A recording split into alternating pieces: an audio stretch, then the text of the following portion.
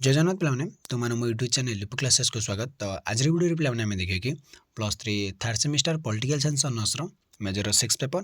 तो major 6 paper unit 3 आज आम 2 मार्क क्वेश्चन गुड़ आलोचना करवा 2 नंबर विशिष्ट प्रश्न गुड़ आज आम आलोचना करवा। डेरी नक चला पे क्लास को स्टार्ट करवा और देखा। तो देख पे प्रथम प्रश्न रहा कि प्रथम विश्वयुद्धर प्रत्यक्ष कारण कौन। सबुठ मोस्ट इंपोर्टेंट क्वेश्चन 2 मार्क देखा। सर्बिया सरकार प्रोत्साहन सारेओभाठारे ऑस्ट्रिया राजकुमार आर्कड्यूक फर्डिनांड एवं रानी को जड़े सर्बिया युवक हत्या करने द्वारा ऑस्ट्रिया सर्बिया विरुद्ध युद्ध घोषणा करता। उभय राष्ट्र को यूरोपर राष्ट्र मैंने सहयोग करते प्रथम विश्वयुद्ध ये स्टार्ट है। तो कौन जो ऑस्ट्रिया राजकुमार थे जे आर्कड्यूक फर्डिनांड एवं रानी जे तो जड़े सर्बिया युवक कौन हत्या कर देता जहाँफल ऑस्ट्रिया क्या विरोध कला ना सर्बिया को विरोध कला कारण सर्बिया जड़े युवक हत्या करता तो भर कौन युद्ध घोषणा करता। तो उभय कौ राष्ट्र को जो सर्बिया और ऑस्ट्रिया आमर यूरोपर अन्य राष्ट्र मैंने सहयोग कले जहाँफल प्रथम विश्वयुद्ध एठार ही स्टार्ट है। मैंने कहले प्रथम विश्वयुद्धर मूल मंच होची एटा मन रख। तो वर्साइल संधि कौन बहुत इंपोर्टेंट क्वेश्चन। 1919 मसीहा जून मास 18 तारिख में फ्रांस वर्साइल सहर मित्र पक्षर समस्त राष्ट्र मिलित हो मानव समाज और युद्ध भली ध्वंसकारी स्थिति सुधारे चुक्तिनामा गोटे स्वाक्षर कले। तो आम युद्ध करवा ना। तो देख प्रथम विश्वयुद्ध है तो विश्वयुद्धर बहुत गुड़ी क्षति देखा मिलता तार जो परिणामटा समस्ते जानीपारे। तो से आम कौन फ्रांस वर्साइल सहर में मित्र पक्षर समस्त राष्ट्र जी मित्र पक्षर जो राष्ट्र गुड़िक थे तो से मिलित हो मानव समाज युद्ध भली जो युद्धटा बहुत केते भयंकर तो सेटार केमती दूरे रखापे है। तो से गोटे चुक्तिनामा स्वाक्षर करते। ये चुक्ति जर्मन उपर कठोर दंड व्यवस्था लागू कर संधिर नियम आधार राष्ट्रसंघ गठित रहा। तो यही संधिर वर्साइल संधिर नियम अनुसार आम कौन राष्ट्रसंघ बा लीग ऑफ नेशन गठित होता। बुझिपार लीग वर्साइल संधि कौन ना चुक्तिनामा माने ध्वंसकारी प्रभाव आम मानव समाज दूरेबारे एवं कौन आम राष्ट्रसंघ बा लीग ऑफ नेशन गठन में वर्साइल संधि बहुत साहय करता। तर आसला बलसेविक आंदोलन कौन देख। रूसियार बलसेविक संगठन कम्युनिस्ट मतवाद आदर्श अनुप्राणित हो रूसियार व्यक्तिगत संपत्ति और पुंजीवाद को लोप कर एक श्रेणी रहित समाज गठन करने आंदोलन होता बलसेविक आंदोलन बोली कहुए। तो व्लादिमिर लेनिन नेतृत्व में आंदोलन संगठित होता। तो बलसेविक आंदोलन कौन ना पुंजीवाद एवं व्यक्तिगत संपत्ति को जो रूसियार व्यक्तिगत संपत्ति बा पुंजीवाद रही लोप कर गोटे श्रेणी रहित समाज गठन करने गोटे आंदोलन होता आम बलसेविक आंदोलन बोली कहबा। तो यार नेतृत्व किए थे ना व्लादिमिर लेनिन। तो आसला फासीवाद कौन 1921 मसीह इटाली देश में राष्ट्रवादी और एकस्वरवादी चिंताधार उद्रेक होता। तो कौन जो आम इटाली देश में राष्ट्रवाद और एकस्वरवाद चिंताधार उद्रेक होता। यह मतवाद बल प्रयोग करने साम्राज्य विस्तार करने और उग्रजातीयतावाद प्रचार करने को विश्वास करें। बेनितो मुसोलिनी नेतृत्व में सेठारे एकछत्रवादी शासन प्रतिष्ठा होता। क्या नेतृत्व ना बेनितो मुसोलिनी नेतृत्व में सेठारे कौन एकछत्रवादी शासन प्रतिष्ठा होता। से भाई नाजीवाद कौन ना नाजीवाद हूँ एक उग्रजातीयतावाद उपर आधारित दार्शनिक से गोटे उग्रजातीयतावाद है निज जाति प्रति गोटे उग्र भाव प्रकाश करवा आम कह उग्रजातीयतावाद। जर्मान देश एकछत्रवादी शासक आडल्फ हिटलर नेतृत्व में सेठारे नाजीवाद प्रसार करता। तो आडल्फ हिटलर को किए जानी ना पे समस्ते जानते जर्मान कह गले।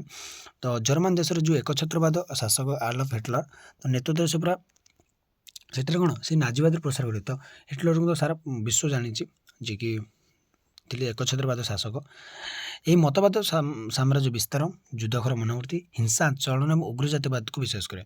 तो साम्राज्य विस्तार में है युद्धखोर मनोवृत्ति आ सहित युद्ध करी युद्ध करी जो नाजीवादटा यही गुड़िक विश्वास करे।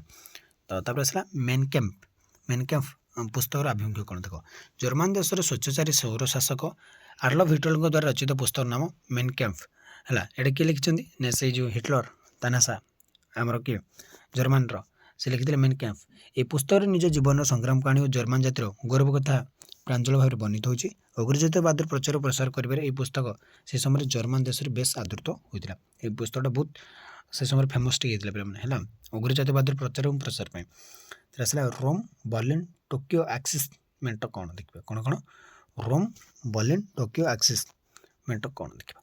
यह एक सामरिक मेंट माने जो युद्ध क्षेत्र जो सामरिक क्षेत्र गोटे मेंट 1937 मसीह जर्मान जापान इटाली है ମଧ୍ୟରେ ଯେଉଁ ଚୁକ୍ତି ଅନୁମୋଦିତ ହୋଇଥିଲା ତାହାକୁ ଏକ୍ସିସମେଣ୍ଟ ବୋଲି କୁହାଯାଏ। ତ ୟାଙ୍କ 3 ଜଣ ଭିତରେ ଜର୍ମାନ, ଜାପାନ, ଇଟାଲୀ ମଧ୍ୟରେ ଯେଉଁ ଗୋଟେ ଚୁକ୍ତିଟେ ବା ଗୋଟେ ଏଗ୍ରିମେଣ୍ଟ ସାଇନ୍ ହେଇଥିଲା ତାକୁ କହିବା ଏକ୍ସିସମେଣ୍ଟ। ତ ଏହି ଚୁକ୍ତିଟି 3ଟି ରାଷ୍ଟ୍ର ଦ୍ୱିତୀୟ ବିଶ୍ୱଯୁଦ୍ଧର ମୂଳ କାରଣ ହୋଇଥିଲେ। ଏହି 3ଟି ଯୋଗୁଁ ହିଁ ଦ୍ୱିତୀୟ ବିଶ୍ୱଯୁଦ୍ଧ ଷ୍ଟାର୍ଟ ହେଇଥିଲା।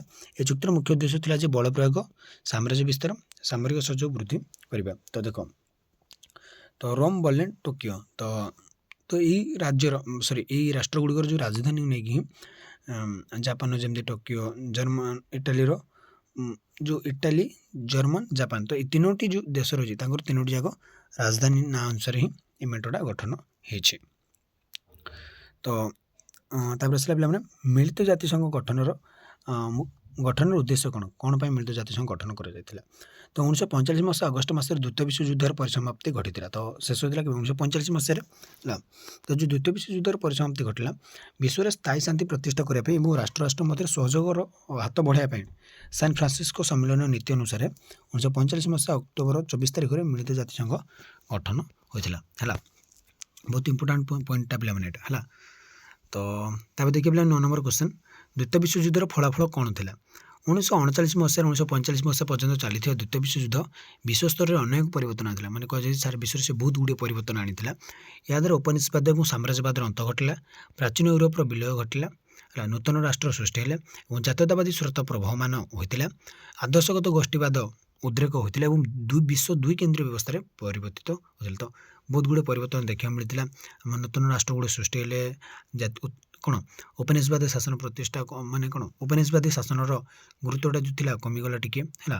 ଯେଉଁ ଉପନିବେଶବାଦୀ ଶାସନ ଏବଂ ସାମ୍ରାଜ୍ୟବାଦର ଅନ୍ତ ଘଟିଲା, ପ୍ରାଚୀନ ୟୁରୋପର ବିଲୟ ଘଟିଲା, ଏଭଳି ଭାବରେ ଅନେକ ପରିବର୍ତ୍ତନ ଆମ କ'ଣ ସାରା ବିଶ୍ୱରେ ଦେଖିବାକୁ ମିଳିଥିଲା।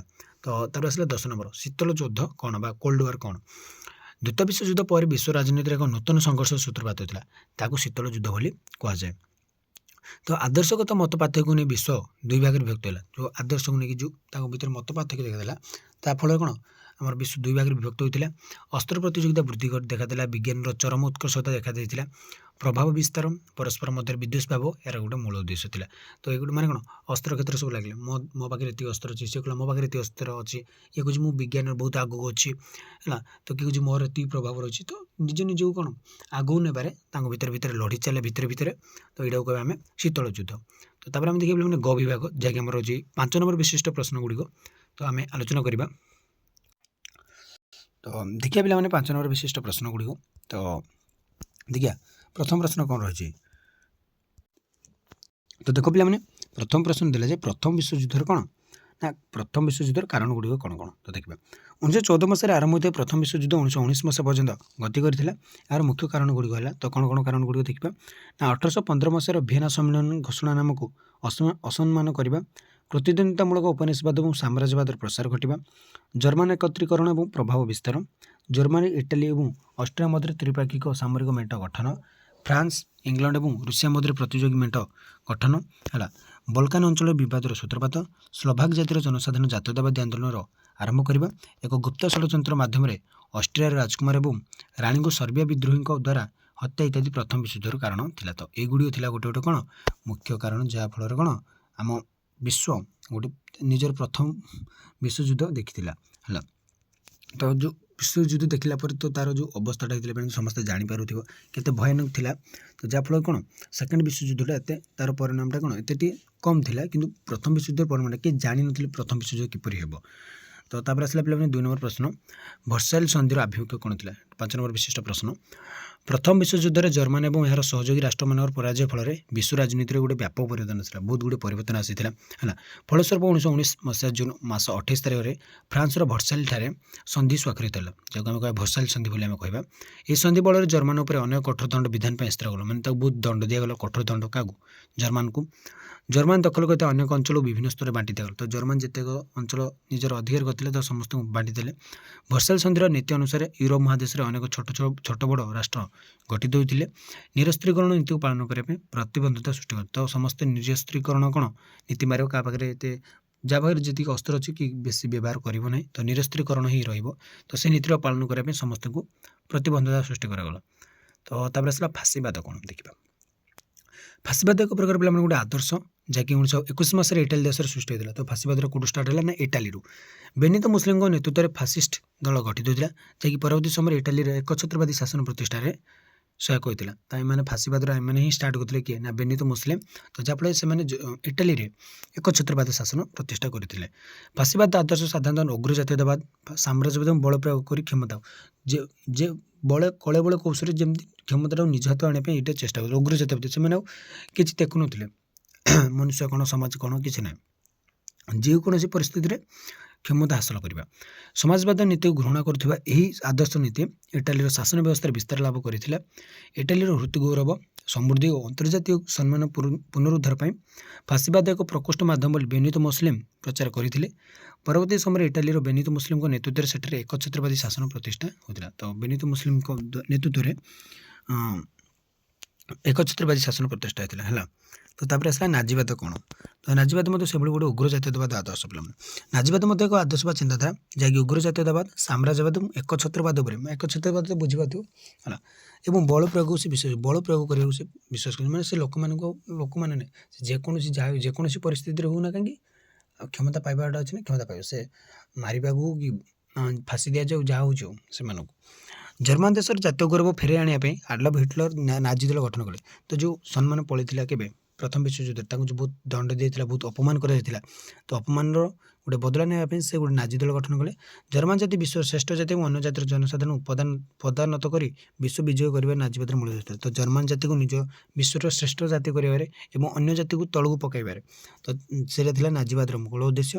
ଭର୍ସାଇଲ୍ ସନ୍ଧିରେ ଜର୍ମାନକୁ ପ୍ରତାରଣା କରାଯାଉଛି ବୋଲି ନାଜିମାନେ ପ୍ରଚାର କଲେ। ତ କାହାକୁ ନା ଜର୍ମାନକୁ ପ୍ରତାରଣା କରାଯାଇଛି ବୋଲି ନାଜିମାନେ ପ୍ରଚାର କଲେ।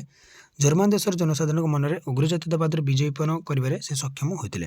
ତ ଜର୍ମାନ ଜାତିର ପୁନରୁତ୍ଥାନ ନିମିତ୍ତ ବିଶ୍ୱର ଏକ ଶକ୍ତିଶାଳୀ ରାଷ୍ଟ୍ର ରୂପେ ପରିଣତ କରିବା ପାଇଁ ନାଜିବାଦର ଉଦ୍ରେକ ହୋଇଥିଲା। ମାନେ କ'ଣ କାହାକୁ ଜର୍ମାନ ଜାତିକୁ ପୁଣି ଥରେ ବିଶ୍ୱରେ ଏକ ନମ୍ବର କରିବା ପାଇଁ ସେଇଟା ତାର ଗୋଟେ ମୁଖ୍ୟ ଉଦ୍ଦେଶ୍ୟ ଥିଲା।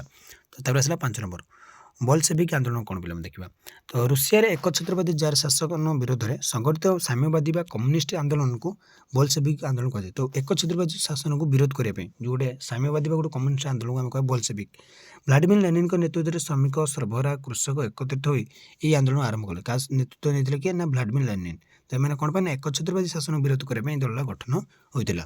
ତ ବଲସେଭିକ୍ ଆନ୍ଦୋଳନର ମୂଳ ଲକ୍ଷ୍ୟ ଥିଲା ଶ୍ରେଣୀ ରହିତ ଏବଂ ଗୋଷ୍ଠୀ ରହିତ ସମାଜ ଗଠନ କରିବା। ଏହି ଆନ୍ଦୋଳନ ହିଂସାତ୍ମକ ପଥକୁ ଅନୁସରଣ କରି ରୁଷିଆରେ ସାମ୍ୟବାଦ ଶାସନ ପ୍ରତିଷ୍ଠା କରିବାରେ ସହାୟକ ହୋଇଥିଲା। ତ 1917 ମସିହାରେ ସଂଗଠିତ ରୁଷ ବିପ୍ଳବ ବିଶ୍ୱର ପ୍ରଥମ ସାମ୍ୟବାଦୀ ରାଷ୍ଟ୍ର ଗଠନର କର୍ଣ୍ଣଧାର ଥିଲା। ତ ସେଭଳି ଆସିଲେ ଦ୍ୱିତୀୟ ବିଶ୍ୱଯୁଦ୍ଧର କାରଣ ଗୁଡ଼ିକ କ'ଣ କ'ଣ ଦେଖିବା। ହ୍ୟାଲୋ, କୁହାଯାଏ ଯେ ଭର୍ସାଇଲ୍ ସନ୍ଧିର ପକ୍ଷପାତମୂଳକ ନୀତି ଏବଂ ବିଫଳତା ଦ୍ୱିତୀୟ ବିଶ୍ୱଯୁଦ୍ଧର ବିଜୟୀପନ କରିଥିଲା। ତ କେଉଁଟା ନା ଭର୍ସାଇଲ୍ ସନ୍ଧି। ତ ଭର୍ସାଇଲ୍ ସନ୍ଧି ଯେଉଁ ହେଇଥିଲା ଆମର ଫ୍ରାନ୍ସରେ, ତ ସେଇଟାର ଯେଉଁ ପକ୍ଷପାତ କରାଯାଇଥିଲା, ତ ସେଇ ନୀତି ଆଉ ତାର ଯେଉଁ ବିଫଳତାଟା ସେଇଟା ହିଁ ଷ୍ଟାର୍ଟ ହେଇଥିଲା ଦ୍ୱିତୀୟ ବିଶ୍ୱଯୁଦ୍ଧ ପାଇଁ। ବିଶ୍ୱ ବ୍ୟବସ୍ଥାରେ ଏକଛତ୍ରବାଦର ଅଭ୍ୟୁଦୟ ଏବଂ ଅଗ୍ରଜାତୀୟତାବାଦୀ ଚିନ୍ତାଧାରାର ଉଦ୍ରେକ ଦ୍ୱିତୀୟ ବିଶ୍ୱଯୁଦ୍ଧର ମୂଳଦୁଆ ପକାଇଥିଲା। ଭର୍ସାଇଲ୍ ସନ୍ଧିର ତ୍ରୁଟି ବିଚ୍ୟୁତି ଏବଂ କଠୋରତା କାରଣରୁ ନାଜିବାଦ ଏବଂ ଫାସିବାଦ ଭଳି ଆଦର୍ଶ ଜନ୍ମଲାଭ କରିଥିଲା। ୟୁରୋପ ମହାଦେଶରେ ଜାତୀୟତାବାଦୀ ଆନ୍ଦୋଳନ ପ୍ରାୟ ପ୍ରତ୍ୟେକ ଦେଶରେ ଉଦ୍ରେକ ହୋଇଥିଲା। ଉପନିବେଶବାଦୀ ଶକ୍ତିମାନଙ୍କ ବିରୋଧରେ ବିଶ୍ୱ ଜନମତ ଉଦ୍ରେକ ଏହାର ଏକ ଅନ୍ୟ କାରଣ ବୋଲି ବିବେଚନା କରାଯାଇଥାଏ। ଆର୍ଥିକ ଦୁର୍ଗତିରୁ ରାଷ୍ଟ୍ରଗୁଡ଼ିକୁ ବାହାରିବା ପାଇଁ ଅନେକ ସ୍ଥାନରେ ମେଣ୍ଟ ଗଠନ ହୋଇଥିଲା। ସେଥିପାଇଁ କେତେକ ସାମରିକ ମେଣ୍ଟ ଗଠିତ ହୋଇଥିଲା, ଯାହାକି ଦ୍ୱିତୀୟ ବିଶ୍ୱଯୁଦ୍ଧ କାରଣ ତ ଅନେକ ଗୁଡ଼ିଏ ମେଣ୍ଟ ଗଠନ କରାଯାଇଥିଲା। ସାମରିକ ମେଣ୍ଟ ଗୁଡ଼ିକ ଗଠନ କରାଯାଇଥିଲା, ଯେଉଁଟାକି ଆମର କ'ଣ ଦ୍ୱିତୀୟ ବିଶ୍ୱଯୁଦ୍ଧ ପାଇଁ ଗୋଟେ ବହୁତ ବଡ଼ କାରଣ ପାଲଟି ଯାଇଥିଲେ ପିଲାମାନେ। ତ ରାଷ୍ଟ୍ରସଂଘର ବିଫଳତା ମଧ୍ୟ ଯେଉଁଟା ଲିଗ୍ ଅଫ୍ ନେସନ୍ ଆମେ ଯାହା କହୁଛୁ, ତ ତାର ବିଫଳତା ମଧ୍ୟ ଦ୍ୱିତୀୟ ବିଶ୍ୱଯୁଦ୍ଧର ଅନ୍ୟ ଗୋଟେ କାରଣ ଅଟେ। ତ ଜର୍ମାନର ନାଜି ଶାସକ ହିଟଲର ଏବଂ ଇଟାଲୀର ସ୍ୱୈରଶାସକ ବେନିତୋ ମୁସୋଲିନି ନିଜର ମହତ ଆକାଂକ୍ଷାକୁ ପୂରଣ କରିବା ପାଇଁ ପୃଥ୍ୱୀ ମହାସମୟରେ ଆଶ୍ଵକାରଣ ହୋଇଥିଲେ। ତ ଏମାନେ ଥିଲେ ଦୁଇଟି ମୁଖ୍ୟ କାରଣ ଦ୍ୱିତୀୟ ବିଶ୍ୱଯୁଦ୍ଧ ପାଇଁ। ତ ଦ୍ୱିତୀୟ ବିଶ୍ୱଯୁଦ୍ଧର ଫଳାଫଳ କ'ଣ ଥିଲା ଦେଖିବା ପିଲାମାନେ। 1939 ମସିହାରେ ଆରମ୍ଭ ହୋଇଥିବା ଦ୍ୱିତୀୟ ବିଶ୍ୱଯୁଦ୍ଧ 1945 ମସିହା ପର୍ଯ୍ୟନ୍ତ ଚାଲିଥିଲା। ଏହାର ଫଳାଫଳ ଗୁଡ଼ିକ ଦେଖିବା। ପ୍ରଥମତଃ ଉପନିବେଶବାଦ ଏବଂ ସାମ୍ରାଜ୍ୟବାଦର ବିଲୟ ଘଟିଲା। ଯେଉଁ ଉପନିବେଶବାଦ ଥିଲା ବା ସାମ୍ରାଜ୍ୟ ପ୍ରତିଷ୍ଠା କରୁଥିଲା ବା ସାମ୍ରାଜ୍ୟବାଦ ଥିଲା, ସେଇଟା ମଧ୍ୟ ତାର ବିଲୟ ଘଟିଲା। ପ୍ରାଚୀନ ୟୁରୋପରେ ବିଲୟ ଘଟି ନୂତନ ରାଷ୍ଟ୍ର ଘଟିଥିଲା। ଯେଉଁ ପ୍ରାଚୀନ ୟୁରୋପ ଯେଉଁ ସେ ନିଜେ ଏତେ ପାୱାରଫୁଲ୍ ବୋଲି ମନେ କରୁଥିଲା, ତ ସେଇଟା ତାର ବିଲୟ ଘଟିଲା ଏବଂ ଗୋଟେ ନୂଆ ରାଷ୍ଟ୍ର ଗଠିତ ହେଲା। ଏହି ଭୟାବହ ଯୁଦ୍ଧରେ 40 ଲକ୍ଷ ଲୋକ ପ୍ରାଣ ହରାଇବା ସହିତ 272,000 କୋଟି ଡଲାର କ୍ଷତି ହୋଇଥିଲା। 272,000 କୋଟି ଡଲାର କ୍ଷତି ହୋଇଥିଲା। ବିଜ୍ଞାନ ଓ କାରିଗରୀ ଜ୍ଞାନକୌଶଳ ଚରମ ଉତ୍କର୍ଷତା ଦେଖିବାକୁ ମିଳିଥିଲା। ଆଦର୍ଶଗତ ମତ ପାର୍ଥକ୍ୟରୁ ଶୀତଳ ଯୁଦ୍ଧର ଆରମ୍ଭ ହୋଇଥିଲା ବା ଶୀତଳ ଯୁଦ୍ଧ ସେହି ସମୟରେ ଷ୍ଟାର୍ଟ ହେଲା। ବିଶ୍ୱସ୍ତରରେ ସହଯୋଗ ପ୍ରତିଷ୍ଠା କରିବା ଏବଂ ଶାନ୍ତି ପ୍ରତିଷ୍ଠା ପାଇଁ ମିଳିତ ଜାତିସଂଘ ଗଠିତ ହୋଇଥିଲା। ବିଶ୍ୱର ବିଭିନ୍ନ ଭାଗରେ ଜାତୀୟତାବାଦୀ ଆନ୍ଦୋଳନ ମୁଣ୍ଡ ଟେକିଥିଲେ, ରାଷ୍ଟ୍ର ବ୍ୟବସ୍ଥାରେ ବ୍ୟାପକ ପରିବର୍ତ୍ତନ ହୋଇଥିଲା। ତ ଏଇଗୁଡ଼ିକ ଗୋଟେ ଗୋଟେ କାରଣ ବା ତା'ର ପରିଣାମ ଥିଲା ହେଲା ପ୍ରଥମ ବିଶ୍ୱଯୁଦ୍ଧର। ତ ଦେଖିଲେ ପିଲାମାନେ ଆମେ ୟୁନିଟ୍ 3ର 2 ମାର୍କ ଏବଂ 5 ମାର୍କ କ୍ୱେଶ୍ଚିନ୍। ତ ପରବର୍ତ୍ତୀ କ୍ଲାସ୍ରେ ଆମେ ଦେଖିବା 8 ମାର୍କ କ୍ୱେଶ୍ଚିନ୍। ତ ସେତେବେଳେ ଯାଏ ବିଦାୟ ନେଉଛି, ରହିଲି, ଜୟ ଜଗନ୍ନାଥ।